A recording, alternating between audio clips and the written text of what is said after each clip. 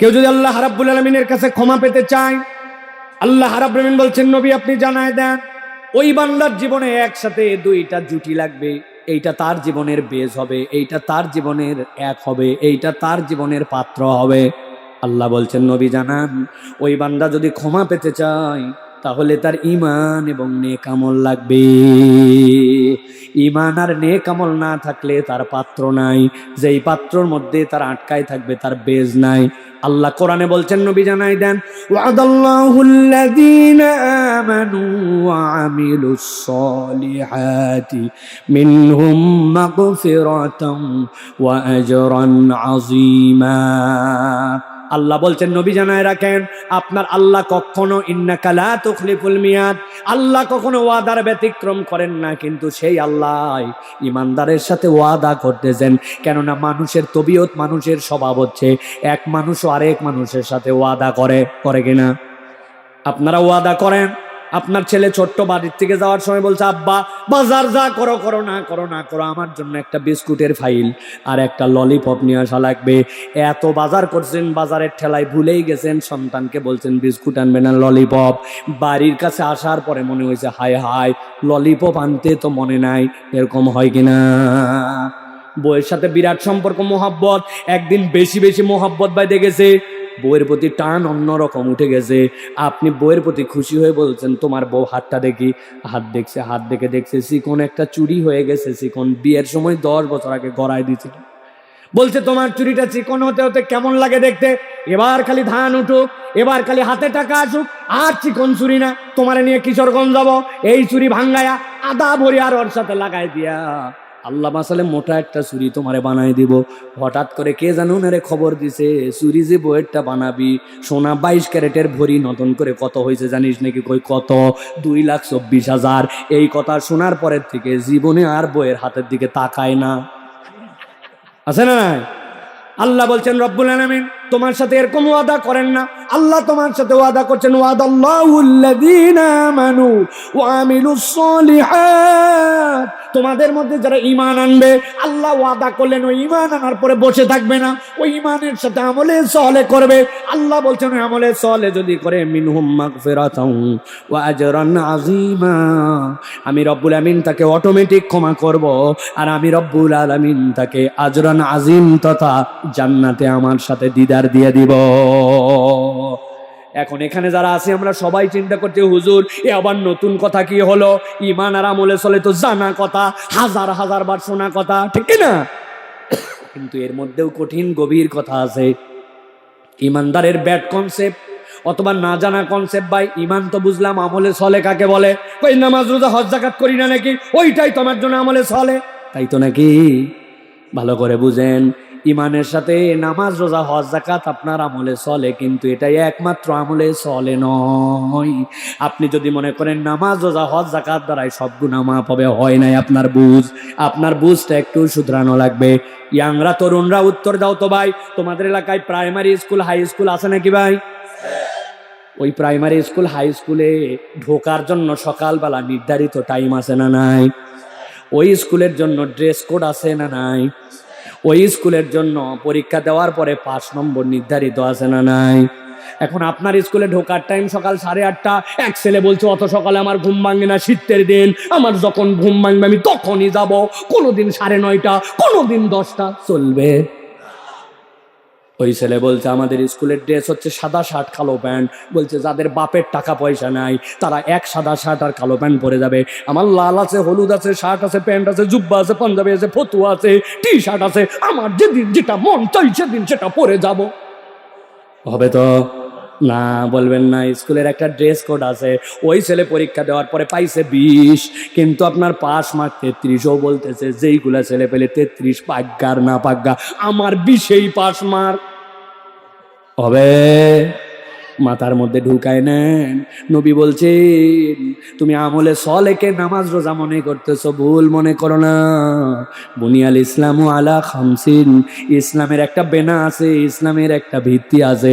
আপনি যদি নিজেকে মুসলিম পরিচয় দেন আর ইসলাম নামক ইনস্টিটিউটের মধ্যে আপনি যদি ঢোকেন, তাহলে আপনাকে নামাজ পড়া লাগবে আল্লাহর দেওয়া সময় অনুযায়ী, আপনাকে রোজা ফরজ হলে রাখা লাগবে, হজ ওমরা ফরজ হলে আপনাকে করতে হবে, যাকাত ফরজ হলে আদায় করতে হবে। যদি আপনার এইগুলা না থাকে, তাহলে স্কুলেদের কোন ঢোকার টাইম আছে, পাস মার্ক আছে, স্কুলের ড্রেস কোড আছে, ইসলামের নিয়ম এইটা না থাকলে আপনি স্কুলের মধ্যে পাস মার্কই পাবেন না, মুসলমান পরিচয় দিতে পারবেন না, ঠিক না? একজন মুসলমান যাকাত তার প্রতি ফরজ, বলছে আমি দিলাম না, মুসলমান থাকবে? কথা বললেন না যে?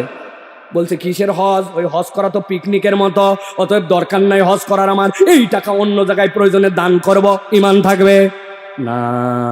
তাহলে যেই কাজ না করলে ইসলামের মধ্যে নাম থাকে না, ওইটারে কেমনে শুধু ভালো কাজ বানাইছেন? আল্লাহ বলতেছেন ইন্নাল্লাযীনা আমানু ওয়া আমিলুস সলিহাত, বান্দা আমার কাছে ক্ষমা যদি পেতে চাও, তাহলে ঈমানের সাথে একটু বুঝ করে ভালো কাজ করো। নবী বলছেন লিল মুমিনা আলাল মুমিনি সিত্তু খিসাল, কোন ঈমানদার অসুস্থ হয়েছে, আপনি দেখতে চলে গেছেন, জানাজার খবর পাইছেন, হাজির হয়ে গেছেন, হাঁচি দিয়ে দিছে আলহামদুলিল্লাহ ইয়ারহামুকাল্লাহ, বলছেন রাস্তায় দেখছেন খানা কম হয়ে গেছি, আমি 2 কোদাল মাটি দিলে একটু রাস্তাটা সুন্দর হয়, অথবা রাস্তার মধ্যে একটা বাঁশের ডাল নেমে আসছে, অমুক লোককে গুদা লাগতে পারে, আপনি কেটে দিছেন, রাস্তাটা পরিষ্কার করে দিছেন, 10 বন্ধু মিলে নিয়ত করছেন এই বুধবারে তোর বাড়ির থেকে ঝাড়ু নিয়ে আসবি, আমার বাড়ির থেকে ব্রাশ নিয়ে আসবো, তুই একটুখানি পাউডার আনবি, আমি একটুখানি হারপিক নিয়ে আসবো। মসজিদের অজুখানাটা লাল হয়ে গেছে, কেমন জানি বিশ্রী গন্ধ বের হয়, আমরা ডলে ডলে ডলে ডলে মসজিদের অজুখানাটা পরিষ্কার করে ফেলবো, মসজিদের বাথরুমটা পরিষ্কার করব, মসজিদের যেই ফ্যানগুলো আছে কালো হয়ে গেছে, আমরা একটু মসজিদের ফ্যানগুলা ধুয়ে দিব। 2টা জায়নামাজ বাড়িতে নিয়ে আসে মাকে দিয়েছেন, মা এই 2টো জায়নামাজ মসজিদের জায়নামাজ কেউ ধোয় না, কড়কড়া হয়ে গেছে, তুমি একটু ধুয়ে দাও।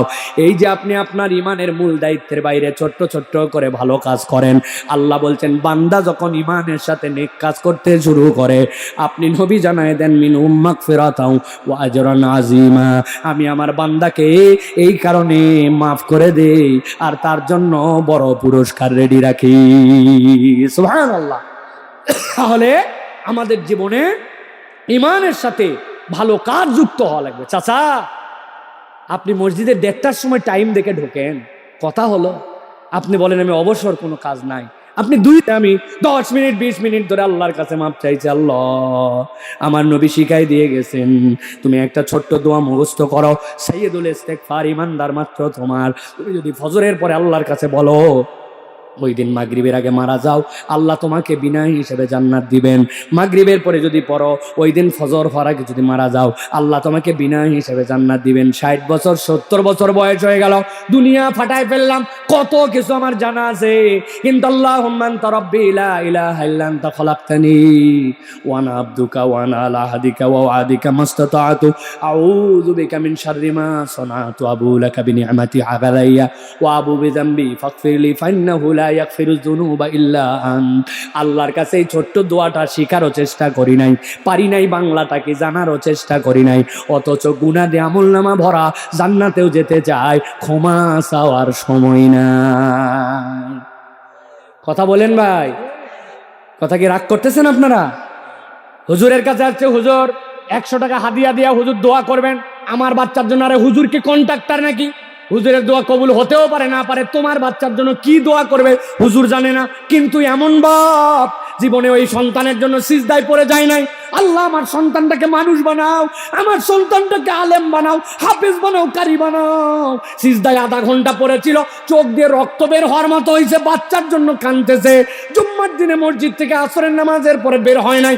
আব্দুল্লাহ ইবনে আব্বাস রাদিয়াল্লাহু তাআলা বলছেন, জুম্মার দিনে এমন সময় আছে বান্দা দোয়া করলে আল্লাহ ফিরায় না, আসর থেকে মাগরিব এই সময়টা সম্ভাবনাময়। জীবনের শত জুমা পার হয়ে গেছে, সন্তানের জন্য সিজদায় পড়ে হাত তুলে তুলে একদিন 2 ঘন্টার সময় পার করে নাই। কেমনে সন্তান বড় হবে, নাতি কেমনে বড় হবে, ঠিক না? বিশ্লেষণ করেন বাড়িতে যাইয়া। আল্লাহ যে বলল আল্লাহর কাছে ক্ষমা চাইলে ক্ষমা চাওয়া লাগবে, তার মানে কি আস্তাগফিরুল্লাহ আস্তাগফিরুল্লাহ আস্তাগফিরুল্লাহ? না না না, আল্লাহর কাছে মনে করে করে গভীর আবেগ নিয়ে সময় নিয়ে নিয়ে আল্লাহর কাছে ক্ষমা চাওয়া লাগবে। আল্লাহ, এমন অপরাধ আমার জীবনে আছে, আমি তো ভুলে গেছি, তুমি তো বলো নাই। বয়স ছিল 7, 8, 10, 12, 15 বছর। পড়তে যাচ্ছিলাম, স্কুলে যাচ্ছিলাম। ওই দিন কুয়াশা ছিল। সকালবেলা হঠাৎ করে দেখি একটা বড়ের গাছ, আমের গাছ, জামের গাছ, কামরাঙ্গার গাছ, আমড়ার গাছ, পেয়ারার গাছ বাড়ির থেকে কার জানি বেরিয়ে আসে। সামনে তাকায় দেখছি কেউ নাই, পিছনেও কেউ নাই। এক ঢেল তুলে ঝাম করে মারতে দেরি, ঝরঝর করে পড়তে দেরি নাই। দুটা মুখে দিছি, দুটা পকেটে তুলে চলে গেছি। এই অপরাধ করে নাই এরকম আছে নাকি কেউ? মনে নাই, আমার জীবনে আমার মনেও নাই অপরাধ করেছি। আল্লাহ বলছেন ওয়া ইন্নাসিনা আও আখতানা, এমন ভুল করছি, ভুলে গেছি। আল্লাহ আল্লাহ, আজকে তোমার কাছে আমি হাত তুলেছি, আমার ভুলে যাওয়া গুনাহ আমারে মাফ করা লাগবে, করাই লাগবে, করাই লাগবে আল্লাহ, করাই লাগবে। ওই বান্দা পাগল হয়ে গেছে, আদবের সর্বোচ্চটুকু দিয়ে দিচ্ছে আল্লাহর জন্য, কানতে কানতে ব্যাকুল, চোখে পানি আসে না, তারপরেও হাত নামায় না। 10 মিনিট 20 মিনিট আল্লাহর কাছে ক্ষমা চাইছে। আল্লাহ বলছেন সুম্মা ইয়াস্তাগফিরিল্লাহ ইয়াজিদিল্লাহ গফুরার রহিমা। আল্লাহর কাছে চাইয়ে দেখ বান্দা, আল্লাহকে গফুর পাবি, আল্লাহকে ক্ষমাকারী পাবি, কিন্তু চাওয়াটা চাওয়ার মতো হওয়া লাগবে, ঠিক না? তাহলে আমরা আজকের থেকে সিদ্ধান্ত নিয়ে যেতে রাজি আছি কিনা যে আল্লাহ, অপরাধ তো জীবনে অনেক ছিল, কিন্তু এর আগে আমার চাওয়ার মধ্যে গাফলতি ছিল, এখন আমি একটু কলিজা ছিঁড়ে তোমার কাছে যাব, রাজি? এটা গেল 2 নম্বরে। আল্লাহ বলছেন ঈমান এবং নেক কাজ। 2 নম্বর আল্লাহর কাছে ক্ষমা চাওয়া লাগবে। 3 নম্বরে বান্দা যদি আল্লাহর কাছে ক্ষমা পেতে চায়, তার জন্য একটা আমল লাগবে। আল্লাহ বলছেন সেইটা হচ্ছে তওবা। একটু আগে ইস্তেগফার বললেন, আবার তওবা। তওবার ইস্তেগফার তো একই জিনিস কিনা? চলেন ভালো করে ক্লিয়ার করি আমাদের কনসেপ্ট। আল্লাহ বলতেছেন 42 নম্বর সূরা, সূরা শুরা, এর মধ্যে আল্লাহ রাব্বুল আমিন 25 নম্বর আয়াতের মধ্যে বলছেন, নবী জানায় রাখেন, ওয়া হুয়াল্লাযী ইয়াকবালুত তাওবাতা আন ইবাদিহি ওয়া ইয়াফু আনিস সাইয়্যাতি ওয়া ইয়ালামু মা তাফআলুন। তিনি তো সেই আল্লাহ। আল্লাহ বলছেন তিনি তো সেই আল্লাহ, তিনিই তো তোমার সেই রব যিনি তোমার তওবা কবুল করেন। আর কি করেন? ওয়া ইয়াফু আনিস সাইয়্যাত, তোমার যত গুনাহ সবগুলা মুছে দিতে পারেন। ওই গুনাহ যে ছিল এরকম বুঝবি না, আল্লাহ বলছেন ওটা মুছে দিতে পারেন আল্লাহ। আল্লাহ বলছেন কে তিনি? যিনি তওবা ক্ষমা করতে পারেন, গুনাহ মুছতে পারেন। পরিচয় দিয়ে দেন হাবিব, ওয়া ইয়ালামু মা তাফআলুন, জীবনে তুমি যা করেছো সব যিনি জানেন তিনি কে। আসতে বলবেন না, বলেন সব জানেন যিনি, তিনি কে? একা একা মোবাইলে নিজের টাকায় এমবি তুলে চোখ দিয়ে যে গুনাহ করেছিলাম লেপের নিচে, একা ঘরে কেউ ছিল না, বাথরুমের ভিতরে যে গুনাহ করেছিলাম কেউ জানে না। আল্লাহ রাব্বুল আমিন বলতেছেন ছোটবেলায় বড় গুনাহ, বড়বেলায় অন্তরের গুনাহ, বাহিরের গুনাহ, সব গুনাহ যিনি জানেন আল্লাহ বলছেন তিনি হচ্ছেন তোমার রব, তিনি সব মাফ করতে পারেন। কেমন মাপ এইটা বোঝা লাগবে, কিন্তু আগে কলম দিয়ে লিখে ফেলছেন আমার সোনার বাংলা। হঠাৎ করে মনে হয়েছে কিরে এই লাইনের মধ্যে তো আমার দুনতাস্য লেখা ভুল হয়েছে, আমি নতুন করে সুন্দর লাইনে লিখবো, কলম দিয়া ওটা দাগ দিয়েছেন, দাগ দিয়ে দিয়ে দিয়ে উপর দিয়ে চিহ্ন করে দিয়েছেন, এমন ভাবে দিয়েছেন যে নিচে কি লেখা ছিল বোঝার উপায় নাই। সম্ভব কিনা? সম্ভব কিনা? সম্ভব। কিন্তু আপনাকে বোঝা যাচ্ছে কিছু একটা ছিল, কিন্তু কলম দিয়ে দাগ দিয়ে দিয়ে আপনি সেইটাকে ওভার রাইটিং করে করে আপনি কেউ জানি না বুঝে এটা বুঝাইছেন। কিন্তু আরেকটা আপনি একটা লেখছেন, লেখার পরে ইরেজার রুলের মধ্যে পিছনে যে রবার থাকে ওইটা দিয়ে ঘুষছেন, ঘুষে ঘুষে ভালো করে এমনভাবে তুলছেন ওখানে কি লেখা ছিল লেখার দাগ সহ নাই, পাতাটা আবার আগের মতো ফ্রেশ করা সম্ভব। আল্লাহ বলছেন বান্দা তওবা তোর জীবনে কি জানিস? ওই আফু আনিস সাইয়্যাত, গুনাহ ছিল, কিন্তু আল্লাহ তওবাকারীর অবস্থাটা এমন করেন যেন তার গুনাহ নাই, এইভাবে আল্লাহ তাকে মুছে দেন। সুবহানাল্লাহ। তাহলে ইস্তেগফার আর তওবার মধ্যে পার্থক্য কেমনে বুঝবো কোনটা ইস্তেগফার কোনটা তওবা? আল্লাহ কোরআনে নবীকে বলছেন, নবী আপনি জানাই দেন, তুবু ইলাল্লাহি তাওবাতান নাসুহা। ওই বান্দা যেন আল্লাহর কাছে তওবা করেন, নাসুহা তওবা করে। কি তওবা? বলেন কি তওবা? মুফাসসিররা ব্যাখ্যা করছেন, আরবি পণ্ডিতরা বলছেন, আল্লাহ বলছেন আল্লাহর কাছে ফেরত আসো, নাসুহা ফেরত। নাসুহা ফেরত মানে কি? এই শব্দটা আরবি দুইটা মূল ধাতুর থেকে আসতে পারে, একটা নাসাহাতুন আর একটা নাসাহাতুন। যদি নাসাহাতুন হয় তাহলে এর দুইটা অর্থ কাছাকাছি হতে পারে। একটা হচ্ছে আপনি এই জায়গাতে ছিলেন, সফর করতে চলে গেছেন, দেশ ঘুরছেন, কিন্তু আবার আপনি যখন মূলের জায়গায় ফেরত আসবেন, তার মানে আপনি আপনার আসলে ফেরত আসলেন। বান্দার প্রথমটা ছিল আল্লাহকে স্বীকার করে রব বলেছিল, আল্লাহ তুমি আমার রব, তার মানে আসলাম, তার কোনো গুনাহ ছিল না। ওই বান্দা যখন আবার তওবা করে আল্লাহর কাছে ফেরত আসে, আল্লাহ তার গুনাহ দূর করে দেন। আরেকটা ব্যাখ্যা হচ্ছে, আপনি যখন কোনো স্বর্ণকারের দোকানে জীবনে গেছেন কিনা আপনারা জানি না, আপনি কোনো গোল্ড নিয়ে যা যদি বলেন আমি নতুন একটা অর্নামেন্টস বানাবো, আমার পূর্বের গোল্ডগুলাকে তুমি শুদ্ধ করে দাও, ভেঙে দাও, ওর খাদ যেইগুলো আছে দূর করে দাও, সে তখন অ্যাসিডের মধ্যে দিবে, দেওয়া মাত্র আশপাশের লোকের চোখ জ্বলতে শুরু করে, অ্যাসিডে পুরে খাদ সব শেষ হয়ে সোনার যেটা আসল সেটা রয়ে যায়। ওই বান্দা যদি তওবা করে তাহলে তার খাদ পুরায় দিয়ে আল্লাহ তার আসল ঈমানটুকুকে আবার জাগায় দেন। ওইটা হচ্ছে নাসাহাতুন। আর এইটা যদি নাসাহাতুন হয় তাহলে এইটার মানে হবে কি, আমি উদাহরণ দিয়ে বোঝানোর জন্য বলে, আপনার এলাকায় নানি দাদি যারা আছে, যদি শুনে মেয়ের ঘরের বাচ্চা হবে, ছেলের ঘরের বাচ্চা হবে, নানি দাদিরা কিছু প্রস্তুতি না নে, কিশোরগঞ্জের দিকে আছে কিনা আমাদের ঢাকার দিকে আছে, নানি দাদিরা তার জন্য খেতা সেলাই করে। কি দিয়ে কাঁথা সেলাই করে? আপনার পুরাতন লুঙ্গি, উনার পুরাতন শাড়ি, বাড়ির পুরাতন চাদর, ঠিক না, নিচে পুরাতন চাদর নিয়ে টান দিছে, শাড়ি একটা টান দিছে, দিয়ে প্রথমে ফালাইছে, মধ্যে দিছে আপনার পুরাতন লুঙ্গি, কারণ মুরব্বী এইসা পরা পড়ছে, ওটা জাতেই নাই, টান দিলেই শেষ হয়ে যায়। এর উপরে আবার দিছে চাদর, তিনটা মিলে ছিঁড়ে, হাত দিয়ে ছিঁড়ে ছিঁড়ে বসাইছে, বড় বড় ফোঁড় দিছে, প্রথমে দিয়ে আটকায় নিছে, এবার সোনামুখী সুই দিয়া সুন্দর লাল নীল সুতা দিয়ে ছোট ছোট ফোঁড় দিয়ে দিয়ে কাঁথা সেলাই করছে। কাঁথা যখন সেলাই হয়ে গেছে, বুঝে থাকলে বলেন যে এইটা হাত দিয়ে ছিঁড়ে ছিঁড়ে 3 তক্কা করার পরে সেলাই করছে, এখন এইটা টান দিয়ে আপনি ছিঁড়তে পারবেন। 6 মাস বাচ্চা মুইতে হাইগে ভাষায় ফেলে, তাও ওই কাঁথা ছেড়ে না, ঠিক না? আল্লাহ বলছেন তুবু ইলাল্লাহি তাওবাতান নাসুহা। নাসহাতুন মানে ভাঙা সম্পর্ক জোড়া লাগানো। বান্দা তুই আল্লাহর থেকে দূরে চলে গেছিলি, আবার তোর রবের কাছে ফেরত আয়, দায় স্বীকার করে ফেল, অতীতে গুনাহ করছি আল্লাহ, আমি এইটার জন্য ক্ষমা চাই, ভবিষ্যতে করব না প্রতিশ্রুতি দিলাম, আমার অন্তর অনুতপ্ত হয়ে গেল। বান্দার হক যদি নষ্ট করার গুনাহ না থাকে আর জুলুমের গুনাহ না থাকে, বান্দা যদি ফেরার মতো ফিরতে পারে, আল্লাহ বলছেন বান্দার সব গুনাহ আল্লাহ জানেন আর সবগুলা আল্লাহ মুছে দিবেন। সুবহানাল্লাহ। কিন্তু এর জন্য ধান্দাবাজি না হয়।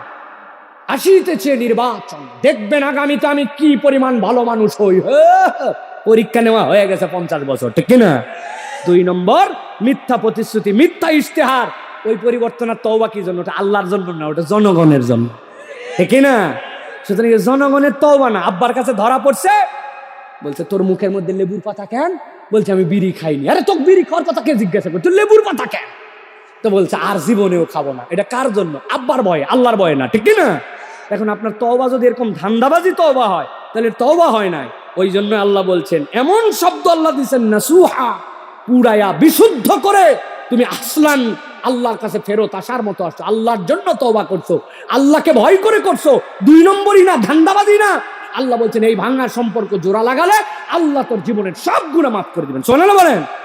তাহলে আজকে যাদের মুখে দাড়ি নাই, শপথ করেন আল্লাহ ভুল করছিলাম, আল্লাহ আমি আজকের থেকে আর এই দাড়ি তো কাটা নবীর সুন্নতের বাইরে, এটা আল্লাহ রাব্বুল আলামিন দায়িত্ব দিয়েছেন, আমি একদিন পর্যন্ত মনে করছি রাখলে আনস্মার্ট লাগে, কেমন লাগে, এই কারণে আল্লাহ গুনাহ করছে। আজকে তওবা করলাম, দুনিয়া একদিক হয়ে যেতে পারে, আমার দাড়ি আর কাটবো না। আল্লাহ বলবেন সব গুনাহ মাফ বান্দা, আয় তোর সব গুনাহ মাফ করে আমি যেন লিখে দিব, হওয়ার পরের থেকে তোর দাড়ি তুই কোনোদিন কাটিস না। সুবহানাল্লাহ বলবেন না?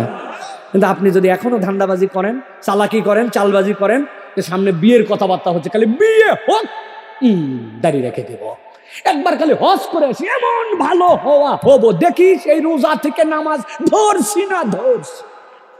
তো তোমার রোজার আগ পর্যন্ত এই হিসাব কে দিবে? তোমার বরাব্বা।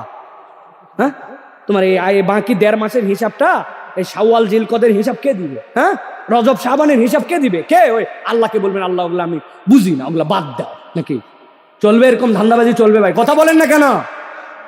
এইবার খালি ভোটটা দিয়ে নেই, ইনশাল্লাহ এর পরের দেখেন আমি কিভাবে ইসলামের দিকে আসি, তাই না? বুঝেন, কিন্তু সব কথা খুলে বলা লাগে না, কিছু কথা আকলে বোঝা লাগে। আপনারা সব ভাঙ্গে নেওয়ার চেষ্টা করেন, এটা খুব খারাপ অভ্যাস।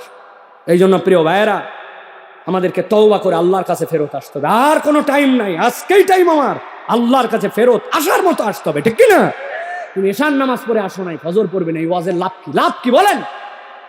এই ওয়াজের লাভ কি? আপনি যে আমার আসার সময় তাকবীর দিয়ে নিয়ে আইছেন আর বলতেছেন হুজুর আপনার কলিজা দিয়ে ভালোবাসি, আপনার পেজ ফলো করি, ইউটিউব দেখে আপনার মহব্বত করি, এটা সেলফি তুলি, হুজুর এই সেলফি লাভ কি?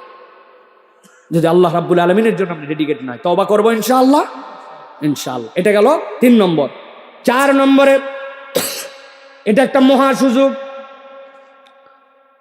এখানে যারা আছেন এর মধ্যে কেউ এরকম আছে নাকি হুজুর আমরা অটো পাস পাইছিলাম করোনার সময়? হাত তোলেন। আছে নাকি?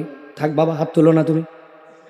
আন্দাজি করোনার সময় এরা পরীক্ষা দেওয়া লাগে না, অটো পাস। এরা আল্লাহর কাছে দোয়া করে, আল্লাহ 3-4 বছর হয়ে গেল, আর একবার কি হতে পারে না করোনা?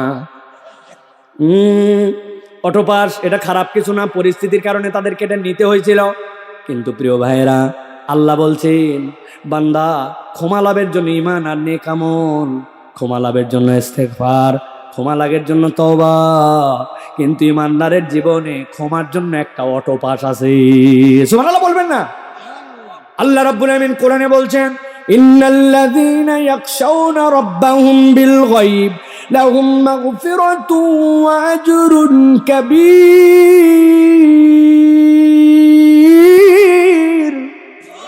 আল্লাহ বলছেন দুনিয়ার মানুষ একটা আমল করো, অটো পাসের মতো তোমার গুনাহ মাফ হয়ে যাবে। তুমি তোমার হৃদয়ের মধ্যে একটা সফটওয়্যার ইনস্টল করে নাও। আল্লাহ বলছেন যারা দুনিয়াতে রবকে ভয় করে, আল্লাহ এই ভয়, এই তাকওয়া, এই আল্লাহ ভীতির এমন মর্যাদা দেন। আল্লাহ বলছেন এটা সে ভয় করেছে গায়েবের উপর বিশ্বাস করে, কেননা সে রবকে দেখে নাই, রবের আযাব দেখে নাই, কিন্তু আল্লাহকে বিশ্বাস করে নিয়েছে, আল্লাহর আযাবকে বিশ্বাস করে নিয়েছে। আল্লাহ বলবেন যে একবার তার কলিজার ভিতরে আল্লাহর ভয়কে ইনস্টল করায় নিবে, লাহুম মাগফিরাত, আল্লাহ তাদের অটো ক্ষমা করে দিবেন। আর আল্লাহ বলছেন ওয়াজরুন কাবীর, আর তাদের জন্য আল্লাহ জান্নাতে তার দিদার দিয়ে দিবেন। সুবহানাল্লাহ। আল্লাহর ভয় মানে কি ভাই? সংক্ষেপে বলি, দীর্ঘ কথা বলার সুযোগ নাই। আপনি বলছেন আমি আল্লাহকে ভয় করে, কিন্তু আপনার কাজে প্রমাণ নাই। আপনার রব আপনাকে বলেছে আমি তোমাকে দায়িত্ব দিলাম, তুমি মিথ্যা কথা বলবা না। আপনার মুখ দিয়ে মিথ্যা বের হয়, আর আপনি বলতেছেন আল্লাহকে ভয় করি। করা হয়েছে। আপনি গীবত গিল্লা করেন, মুরব্বী 2 জন বসলেই কথা নাই, বার্তা নাই, গীবত চলতেছে। গীবত কোনো মিথ্যা কথা নয়, ওই ব্যক্তির সত্য দোষ তার অনুপস্থিতিতে বলার নাম গীবত। এই গীবতকারী আছে কিনা? চায়ের দোকান গীবতের আড্ডাখানা। একজন বলছে উত্তরপাড়ার দুলাল বিদেশে গেছে, যা জানিস নাকি ওর বইয়ের খবর? ওর বইয়ের বর্ণনা চলতেছে, কি করছে না করছে, বাপরে বাপ। বামের জন বলছে উত্তর পাড়ায় তুই পড়ে আছিস, আমাদের ইমাম সাহেবের খবর জানিস? আমি 2টা ইমাম সাহেবের দোষ বাইর করছি। ওরে বাপ, 2 জনের বর্ণনা চলতেছে, মধ্যে একজন মুরব্বী বসে আছে। অনেকক্ষণ পরে বলছে এগুলা কথা বলা উচিত না। চুপ কর, এইগুলা কথা বলা উচিত না।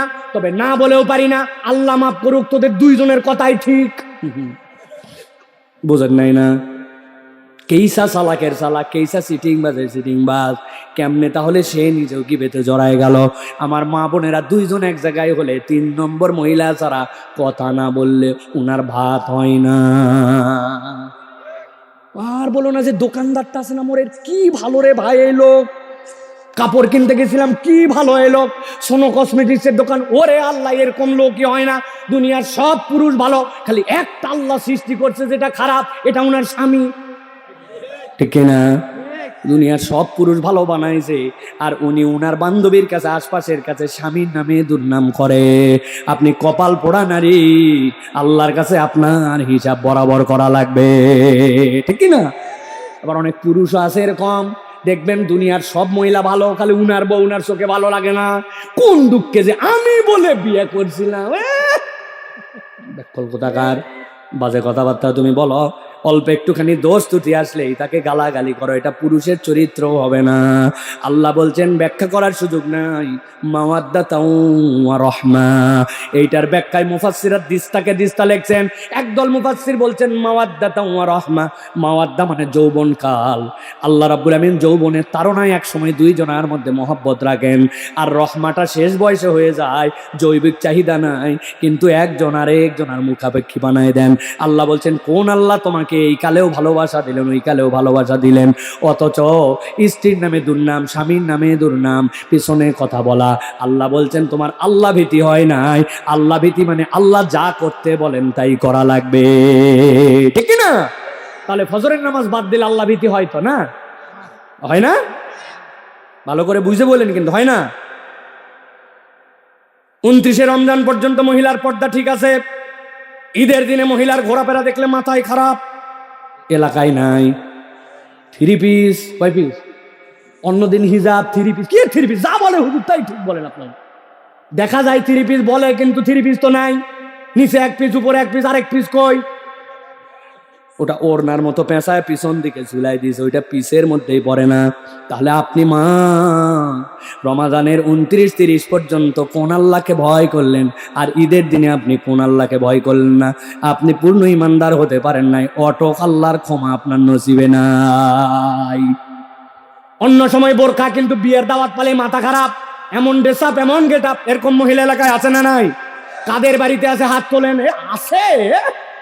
ওগুলো মহিলাকে আলাদা বাড়ি করে আসে না, কিন্তু আপনার বাড়িতে আছে। আছে বলতে লজ্জা লাগলো না আপনার? আল্লাহ রাব্বুল আমিন এই জন্য বলছেন, আমি বকাঝকা করি নাই, বুঝানোর জন্য বললাম। আল্লাহ রাব্বুল আমিন বলছেন আল্লাহকে ভয় করো। আল্লাহকে যদি ভয় করে চলো, আল্লাহ অটোমেটিক বান্দা তোমাকে মাফ করবেন। সারা সময় মনে রাখবেন আল্লাহকে ভয় মানে আল্লাহ যা বলে শুনি, আল্লাহ যা মানা করেছে সেখান থেকে দূরে থাকি। এবার আওয়াজ দিয়ে 3টা ওয়াদা নিব। আল্লাহকে মিথ্যা কথা বলতে বলেছেন না নিষেধ? গালাগালিকে আল্লাহর হুকুম না মানা, গীবত গিল্লাকে আল্লাহ নির্দেশ দিয়েছেন না নিষেধ? আজকের থেকে ওয়াদা করেন কিশোরগঞ্জের, করিমগঞ্জের মুসলমানেরা, মুখ থাকবে, মিথ্যা থাকবে না, গীবত থাকবে না, গালি থাকবে না, মিথ্যা থাকবে না, গীবত থাকবে না, গালি থাকবে না। হাত তোলেন।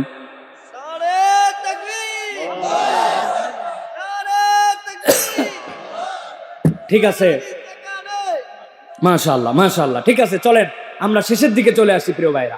একদম আবার আওয়াজ করে বলতে হবে, মুমিনের জীবনে ক্ষমা প্রাপ্তির সর্বনিম্ন উপায় কয়টা? মাশাআল্লাহ, কয়টা বলছি? 5টাই বলে ফেলছি, তাহলে চলে যাইগা। 4টা বলছি, বাকি আছে কয়টা? শেষ, একবারে শেষ। আল্লাহ রাব্বুল আমিন বলছে ইমানদার যদি রব্বুল আলামিনের কাছে ক্ষমা পেতে চায়, আল্লাহ বলছেন আরেকটা উপায়, বান্দা এটা করবে আর বান্দা আল্লাহর কাছ থেকে মাপ পাবে। কি উপায়? নবী বলছেন জানাই দেন রাসূলুল্লাহ সাল্লাল্লাহু আলাইহি সাল্লাম, ওয়া মিম্মা রাযাকনাহুম ইউনফিকুন, আমি আল্লাহ তাকে যে রিজিক দিয়েছি ওই রিজিক থেকে বান্দা যেন দান খয়রাত করে।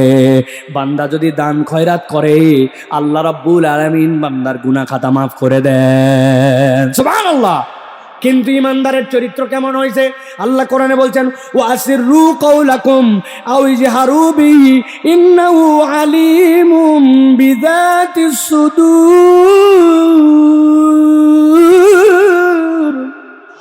আল্লাহ বলছেন তুমি জোরে বলো আর ধীরে বলো, প্রকাশ করো আর গোপন রাখো, আল্লাহ তোমার অন্তরের সব খবর রাখেন, ঠিক কিনা? আপনার পকেটে হাত দিয়ে কেউ দেখে না, কিন্তু পকেটে কি মাল পানি আছে জানেন যিনি, তিনি কে? তিনি কে? জুম্মার দিনে তাহলে আপনি এই কাম করলেন কেন? কি কাম করলাম? আপনার সামনে দিয়ে একটা দান বাক্স গেছে, বক্স গেছে, বাক্স গেছে, ব্যাগ গেছে, গতি এই কাতার থেকে ওই কাতার পর্যন্ত যাতে 20 সেকেন্ড লাগে নাই, অথচ 50 জন মুসল্লি এত গতি কেমনে পাইলো? গতি পাওয়ার কারণ হুজুর ভিতরে কোনো মাল না দিয়ে খালি ঠেলে দিছি।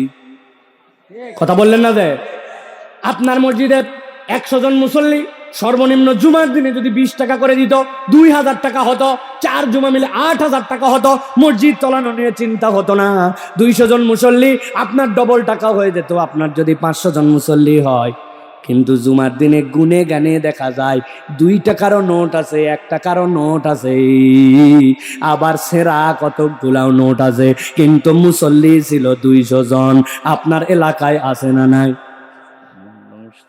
বসেন বসেন বসেন, ভালো করে বোঝেন তাহলে আমাদের দানের অবস্থা কি। এখন অনেকে বলছে হুজুর আমরা স্টুডেন্ট, আছে না স্টুডেন্ট আছে না? ভাই তোমার যদি আমি পাই কাছে হাত দিয়ে কিলাকিলি করতাম তোমার সাথে। কিসের স্টুডেন্ট?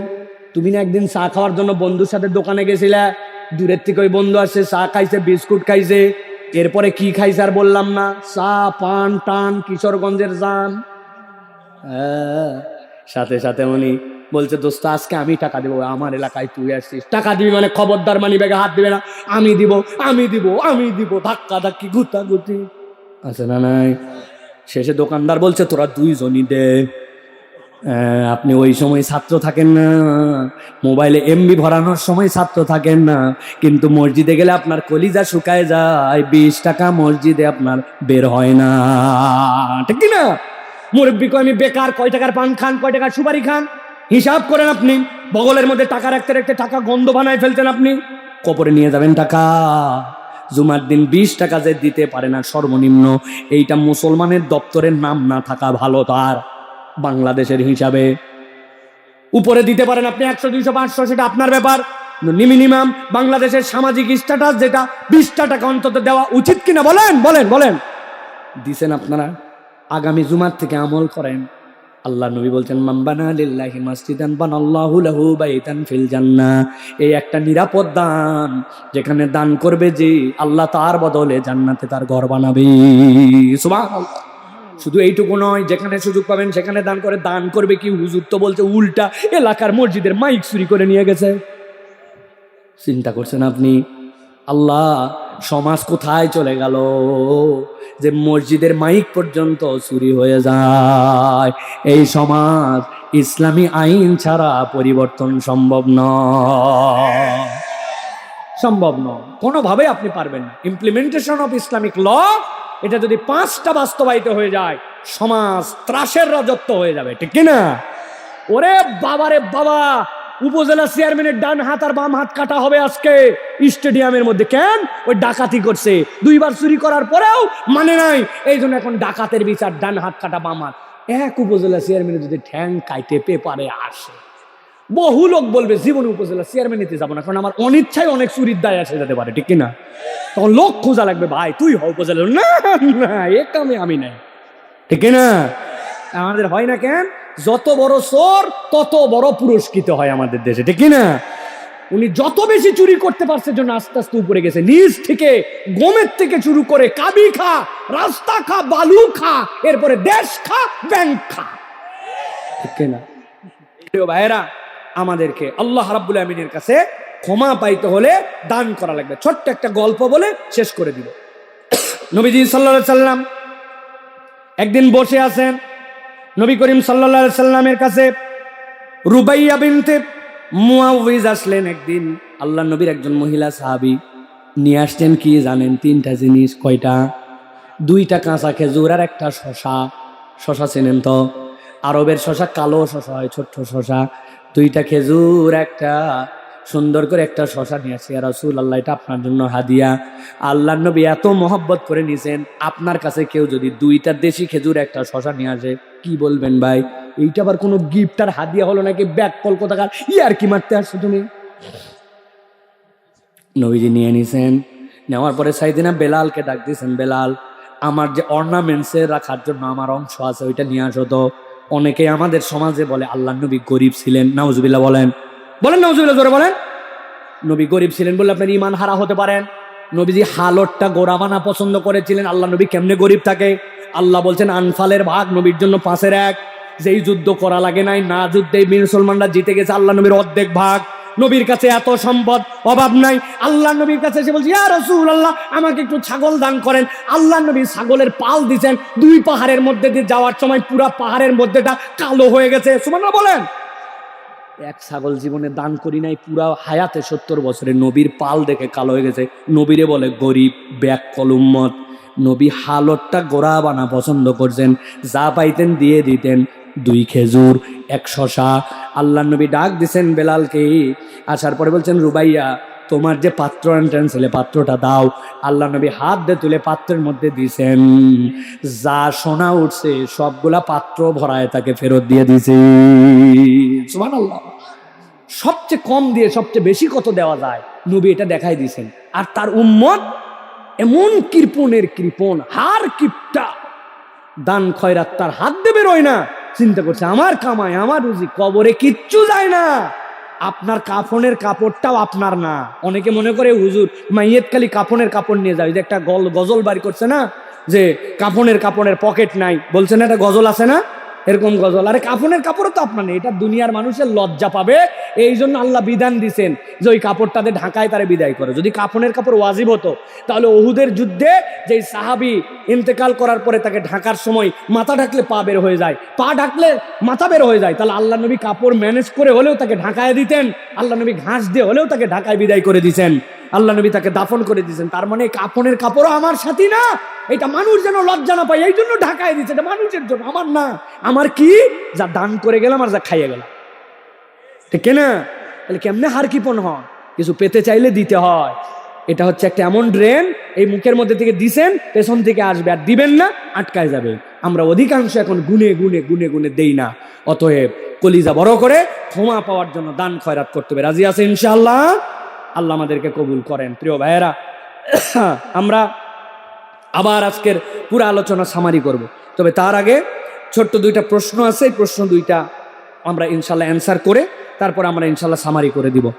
একজন জিজ্ঞাসা করেছেন, আপনার জায়গায় এখন ডাকাতি হচ্ছে, আমার জিজ্ঞাসা হচ্ছে নিজের জীবন বিপন্নতায় যদি আমরা ডাকাতি থেকে বাঁচতে ডাকাতকে মারি অথবা এই মারার দ্বারা সে যদি মরে যায় তাহলে কি আমার গুনাহ হবে, অথবা ডাকাতকে মেরে ফেলার উদ্দেশ্যে মারা কি জায়েজ? প্রিয় ভাইয়েরা, এই প্রশ্নটা হচ্ছে আমাদের জন্য একটু ভিন্নভাবে পরিপ্রেক্ষিত বোঝার বিষয় আছে। নবী করিম সাল্লাল্লাহু আলাইহি সাল্লাম বলেছেন, কেউ যদি তার সম্পদ রক্ষা করতে যেয়ে, আত্মরক্ষা করতে যেয়ে যদি সে ফাইট করে, এই ফাইটে যদি সে মারা যায়, আল্লাহ নবী বলছেন তাহলে সে শাহাদতের মর্যাদা পাবে।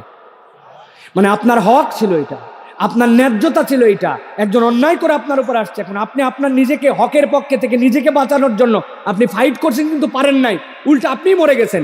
নবী বলছেন শাহাদতের মর্যাদা পাবে। এখন কেউ ডাকাতি করতে আসছে আপনার কাছে, আপনার জান বিপন্ন করবে, আপনাকে মারবে না কি করবে আপনি তো জানেন না, খালি মনে করতেছেন আপনার সম্পদ নেবে, তাও না, আবার সে ফাসাদ সৃষ্টি করতেছে। এখন এই বিপক্ষে যদি আপনি স্টেপ নিতে যে নিজের আত্মরক্ষা করতে যে তাকে মারেন, আর এতে যদি মরে যায়, তাহলে এই মারার দ্বারা আপনার কোনো গুনাহ হবে না, আপনি আপনার আত্মরক্ষা করেছেন। বরং সামাজিক ক্ষেত্রে কখনো কখনো দেখা যায় এরা এরকম কিছু মানুষের দুর্বলতা, মানুষের ভীরুতা, ভয় পেয়ে যাওয়া, অন্যদের কাছে ডাকাতি করতেছে, আপনি কিছুই বলতেছেন না, এটাতে আরো ত্রাসের রাজত্ব তৈরি করে। এই ত্রাসের রাজত্বে আরো বেশি সমাজে খারাপ অবস্থা তৈরি হয়। আপনি যদি সাহস করে এটা প্রতিরোধ করতে যান এবং আপনার নিয়ত থাকে যে আল্লাহ রাব্বুল আলামিনের নবী আমাকে বলছেন, মান রাআ মিনকুম মুনকারান ফালিয়াতাগায়্যারহু বিয়াদিহি ফাইন লাম ইয়াস্তাতি ফাবিলিসানিহি, হাত দিয়ে প্রতিহত করো। আমি এই খারাপটাকে দেখতেছি, আমার সাথে কেবল ডাকাতি না, আরো অন্যজনকেও মারতে পারে, ধরতে পারে, অতএব প্রতিরোধ করো। এই প্রতিরোধ করতে যায় যদি পিটায়া পাটায়া মরেও যায়, এটা সমাজের জন্য অনেক সময় ফিতনা মুক্তির কারণ হবে। তবে ইসলাম বলছে মানুষ কখনো অমানবিক হবে না, আইন আদালতের মাধ্যমে বাস্তবায়িত হবে, মানুষ নিজে বাস্তবায়িত করবে না। কিন্তু ভাই, আপনারে গুলি করতে আসছে, আপনারে মারতে আসছে, আপনারে কুড়াল তুলছে, এখন আপনি কি করবেন? ভাই তোমারে তোমারে আমি আইন আদালতে দিব, কিন্তু এগুলো যদি বলেন তো আরো আগে তো মারবে। এই জন্য এরকম বিপজ্জনক পরিবেশ হলে যদি আপনি মেরে দেন, মরে যায়, গুনাহ হবে না, বরং সুযোগ থাকলে তখন একটু মাইরে দেওয়া দরকার, 2-1টা, ঠিক না, যাতে করে এটা ঠিকঠাক হয়ে যায়। কারণ এটা এমন ভাবে সমাজের মধ্যে ফিতনা ছড়াইছে, পুলিশ প্রশাসন এগুলা কেউ যেন আর এগুলা খবর রাখে না, নির্লিপ্ত। এই নির্লিপ্ততার কারণে অবস্থা হচ্ছে। আল্লাহ আমাদেরকে বোঝার তৌফিক দান করেন। তবে বাস্তবিকভাবে কেউ চোর ডাকাত এটা যদি প্রমাণিত হয়, আইন নিজের হাতে তুলে নেওয়া যাবে না, এটা ইসলাম আপনাকে অ্যালাউ করে না। তাকে ধরে প্রাথমিক ট্রিটমেন্ট দিয়ে এরপরে তাকে দিতে হবে, প্রাথমিক কিছু হালকা দিয়ে তারপরে দিতে হবে, এটা আপনাকে মনে রাখতে হবে। প্রিয় ভাই, আল্লাহ যেন আমাদের বোঝার তৌফিক দান করে। আরেকজন প্রশ্ন করেছেন, সামনে ইজতেমা, তাবলিগ তো 2 ভাগে বিভক্ত হয়ে গেছে, আমরা কোন তাবলিগে যাব বা তাবলিগে আমরা যাব কিনা? প্রিয় ভাইরা, ইসলামের অনেকগুলা উইং, এই উইংয়ের একটা উইং হচ্ছে তাবলীগ। এখান থেকে আমাদের ভাইরা নিজের খেয়ে নিজের গরজে মানুষকে দ্বীনের দাওয়াত দেন। মানুষকে আমরা বলি এটা মোবাইল মাদ্রাসা, মানুষকে সালাতের দিকে আহ্বান করেন। অনেক মানুষ এটার দ্বারা পরিবর্তন হয়। কিন্তু আমাদের সমাজে বাংলাদেশে আমরা দেখছি দুইটা ধারায় বিভক্ত হয়েছে। তবে মনে রাখবেন, ধারা যত ধারায় হোক সব ধারা সহি ধারা না। ওলামায়ে কেরাম যে ধারার সাথে আছেন, আপনার আলেমরা যেটাকে প্রতিনিধিত্ব করেন, আপনাকে সেইটার সাথে সম্পৃক্ত হতে হবে। বেগাইরে আলেম তারা নিজেরা এরকম করে বিভিন্ন ধরনের কাজকাম যেগুলো করতেছেন, যেগুলোর সাথে ইসলামের মৌলিক যে সম্পর্ক তার সাথে সম্পর্ক নাই। সুতরাং আপনি আকলমান, আপনাকে আকল নিয়ে আপনাকে সেইখানে যেতে হবে। তাবলীগ অবশ্যই আপনি করবেন, আপনি এটা ভালো কাজ, সেখানে আপনি যাবেন, আপনি আল্লাহ রাব্বুল আলামিনের দ্বীনের প্রচারের সঙ্গী হবেন, এটা আপনার জন্য ব্যারিয়ার না। কিন্তু আপনি কার সাথে যাচ্ছেন এটা বুঝে সুঝে যেতে হবে। চোর অনেক সময় পাঞ্জাবি টুপি জুব্বা পরে যায়, কিন্তু পাঞ্জাবি টুপি জুব্বা পরলেই সে ধার্মিক চোর হয়ে যায় না, চোর চোরই থাকে, ঠিক কিনা? পুকুরের পারে যাওয়ার পরে একজন বলছে গত রাত্রে দেখলাম রাত 3টার দিকে আপনি অজু করতেছেন, বলে আমিও তোকে তো দেখলাম। তো একজন বলছে মনে করছে সে তাহাজ্জুদ পড়তে আসছে, আরেকজন চুরি করে পা ধুতে আসছিল। তো এখন দুইজনই মনে করছে ওরে বাবারে বাবা, ভালো লোক মনে করছে এটাও খুব ভালো, আর খারাপ চোর মনে করছে কিসের রে তাহাজ্জুদ, ওও চুরি করতে আসছে। তো এখন ধোকা অনেকেই দেয়, আপনাকে বুঝে সুঝে ধোকা খাওয়া যাবে না। আলেম ওলামা যার পক্ষে কোনটা হক এইটা চিনে সেখানে আপনাকে যেতে হবে। ইনশাআল্লাহ যেন আমাদেরকে বোঝার তৌফিক দান করেন। আমাদের ভাইয়েরা, আমাদের তরুণেরা, যুবকেরা যারা আছে, আমরা এখন দোয়া মোনাজাত করবো। সূরা ফাতিহা পড়বেন একবার, সূরা ইখলাস পড়বেন 3 বার, এরপর দরুদ শরীফ পড়বো ইনশাআল্লাহ। বাকি যারা আছেন পায়ের ভরে হলেও সুযোগ পেলে ছিলাম। গাছের উদাহরণ দিয়েছিলাম, গাছটা কি নারিকেল গাছ না সুপারি? মনে আছে তো না? চুলার মুখ কয়টা ছিল? ডানেরটাই কি ছিল? পানে। মাশাআল্লাহ, মনে আছে তো? তাহলে ইনশাআল্লাহ আল্লাহ রাব্বুল আমিন আমাদেরকে রব বানিয়েছেন। চোখের উদাহরণ দিছি, মনে রাখবেন। পায়ের তলার উদাহরণ দিছি, মনে রাখবেন। থাকবে তো ইনশাআল্লাহ? এটা যদি মনে রাখি কি হবে? আল্লাহর উপর ভরসা হবে। এরপরে বলেছি আল্লাহ জান্নাতে নিতে চান, জান্নাতে নিলে 3টা অটোমেটিক নিয়ামত আল্লাহ প্রথমে দিয়ে দিবেন। মনে আছে তো ইনশাআল্লাহ? 1 নম্বর গিল দূর করে দিবেন, 2 নম্বরে ভাই ভাই বানাই দিবেন, 3 নম্বরে ক্লান্তি থাকবে না। ওই জান্নাতে যেতে চাই কিন্তু নিরুপায়, ক্ষমা নিব, জান্নাতে যাব। জান্নাতে যাওয়ার সর্বনিম্ন উপায় ক্ষমা পাওয়ার কয়টা? ঈমান, নেকামল, ইস্তেগফার, তওবা, তাকওয়া, আল্লাহ ভীতি, দান, সাদাকা। মনে থাকবে ইনশাআল্লাহ।